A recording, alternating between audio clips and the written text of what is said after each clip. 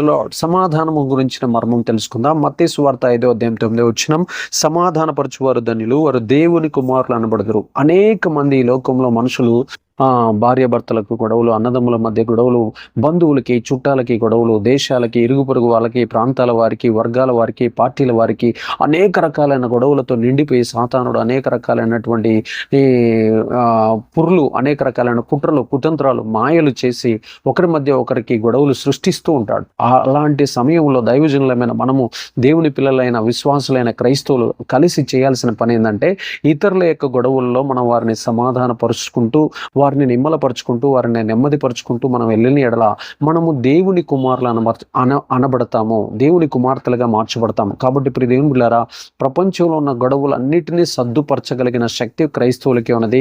ఎందుకంటే వారు దేవుని కుమారులు, ఎందుకంటే వారు సమాధానంతో నింపబడి ప్రపంచాన్ని సమాధానంలోనికి తీసుకొని వచ్చేదరుగాక.